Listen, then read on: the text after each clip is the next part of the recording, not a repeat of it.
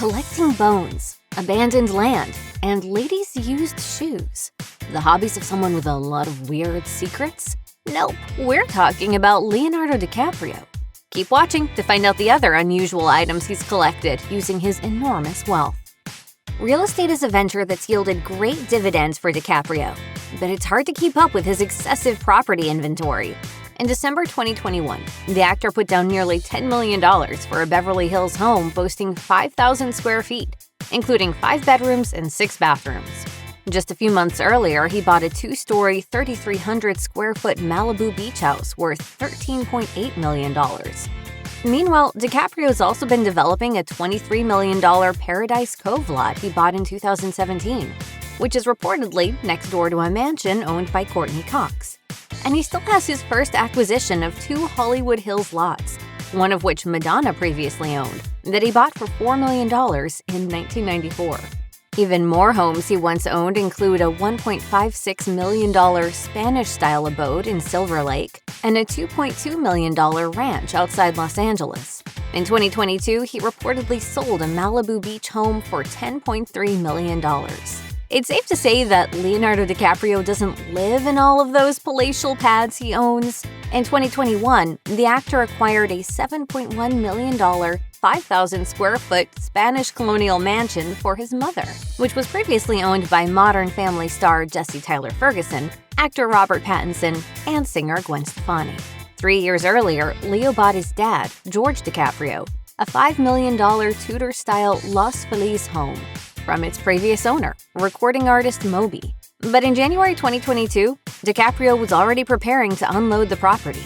DiCaprio has also developed a nice revenue stream by renting out some of his inventory, such as a 3-bedroom Malibu beach bungalow he paid $1.6 million for in 1998, but only if you can afford the $25,000 monthly rental fee. More luxurious is a 6-bedroom Palm Springs home he reportedly purchased for $5.2 million in 2014 and rents out for $3,750 a night. Built in 1964 for singer Dinah Shore, the home includes a tennis court and a guest house. Make a lot of money? Yeah, I do all right for myself. Leonardo DiCaprio hasn't based his entire real estate empire in California. He's also put money down on properties in New York, including an eco-friendly, self-sustaining condo in Battery Park he bought in 2008 for $3.67 million. He was so taken by the solar-powered River Park complex, built with non-pollutant materials, he even purchased a next-door unit for $8 million. Telling New York Magazine, River House is a prime example of how green technology is both accessible and achievable for new residential developments. It is a groundbreaking building. The property includes a rooftop garden, a swimming pool, a yoga studio, and even a doggy spa.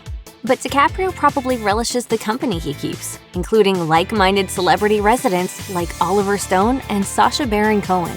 They're nice! In 2014, DiCaprio also bought a 3,700 square foot wellness condo in the West Village for $10 million, apparently drawn by such amenities as vitamin C-infused showers, built-in aromatherapy, circadian lighting systems, and even a private greenhouse.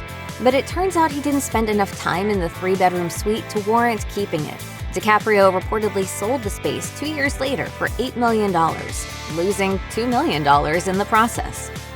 Leonardo DiCaprio doesn't merely dabble in real estate, he also includes in his holdings his own island, a 104-acre atoll called Blacador Key, just off the coast of Belize.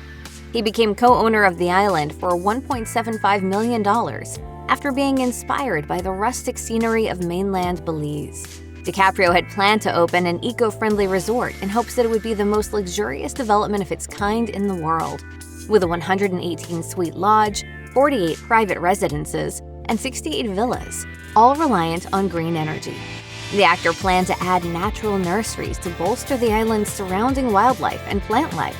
He told the New York Times, "I couldn't have gone to Belize and built on an island if it weren't for the idea that it could be groundbreaking in the environmental movement." DiCaprio's biggest opponents happen to be locals and environmentalists, fearing that construction will damage the island's natural ecosystem. Ever since DiCaprio made his plans public in 2018, there's been no hint of development on the island. When it comes to cars, DiCaprio is more into fuel mileage than speed. In other words, the fewer emissions his vehicles create, the greater the benefits to the environment. It wasn't always this way for Leo, whose first four-wheeler was a vintage Ford Mustang. But when the environmental activism bug bit the actor, he shifted his sensibilities toward green energy. 5 years later, Leo became the first person to own a Fisker Karma hybrid, worth about $95,900 at the time. In an interview with Reuters, designer Henrik Fisker said that he was moved to create their model when they saw Leo driving his Toyota Prius hybrid car. Arguably, his pride and joy would be the $200,000 Tesla Roadster he's rumored to have purchased. The electric vehicle inspired DiCaprio to team up with Tesla CEO Elon Musk to work on an eco-documentary, Before the Flood. The star also once told Top Gear that he had a Lexus hybrid, and per unconfirmed reports, he may or may not have bought a decidedly environmentally unfriendly Porsche Cayenne. DiCaprio's association with fine art seems karmic, given that his father and mother came up with his name while standing in front of a Leonardo da Vinci artwork at the Uffizi Gallery in Florence, Italy. DiCaprio told Barbara Walters on 2020, "My dad, being the man that picks up on cosmic messages, said that his name must be Leonardo."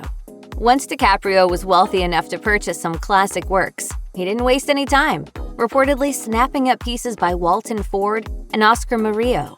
Over the past decade, DiCaprio's tastes have since expanded to include artwork by Ed Ruscha, Takashi Murakami, and Polish eccentric Stanislaw Szukalski, who became the subject of a 2018 Netflix documentary produced by the actor. DiCaprio rarely talks about his collection, but it's enough for trade website Art News to rank Leo among the world's top 200 art collectors. However, some works he owns have been controversial. In 2017, DiCaprio surrendered to the FBI a $9 million Jean-Michel Basquiat work, as well as a $3.2 million Pablo Picasso painting, as part of a money laundering investigation. At the time, authorities were focusing on the activities of Malaysian investor Joe Low, who helped fund The Wolf of Wall Street, a Martin Scorsese film that starred DiCaprio. If Leonardo DiCaprio is really worth roughly $250 million, it helps to look the part. He's come a long way since his days on the series Growing Pains. Today, he dresses up to the nines. His favorite designer has long been his personal friend, Giorgio Armani. The fashion icon frequently customizes the star with his signature timeless attire, telling GQ, "I have dressed him on many occasions, on the red carpet, but also on set. He is a perfect example of an inconspicuous elegance that can always be appreciated, everywhere." The pair has resulted in Armani designing suits for DiCaprio to wear at the Oscars in 2016, when he won the Best Actor trophy for The Revenant. The designer made him look very much like the stock market high roller in The Wolf of Wall Street and a celebrated patron at high-profile events like the Cannes Film Festival. When I have to face my problems, I show up in the back of a limo wearing a $2,000 suit and a $40,000 gold f***ing watch. DiCaprio has starred in a number of flicks that qualify as modern classics, from Titanic to Once Upon a Time in Hollywood. But he's also a big fan of vintage films from yesteryear and the memorabilia that comes with them. Probably his most expensive cinematic connection is a pair of ruby red shoes from the 1939 classic The Wizard of Oz. DiCaprio and a group of donors provided the $2 million for the Academy Museum of Motion Pictures to acquire the slippers in 2012. Garland wore at least 4 different pairs of the red pumps while filming, although the ones DiCaprio is linked to were reportedly used most frequently on the set. In 2013, DiCaprio became a co-owner of the legendary upright piano used by actor and musician Dooley Wilson in the 1942 epic Casablanca. The iconic instrument, which brought star Humphrey Bogart to tears while Dooley played As Time Goes By, was slated for display at the Los Angeles County Museum of Art.